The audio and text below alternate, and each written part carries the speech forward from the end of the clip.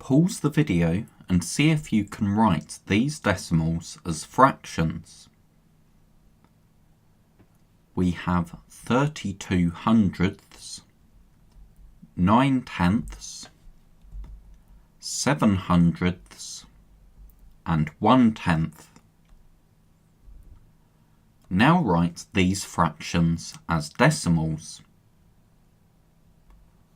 We have 0.78, 0.4, 0.09, and this last one is more difficult because to write a fraction as a decimal, we need to find an equivalent fraction with a denominator that has a place value, so a tenth, hundredth, or thousandth.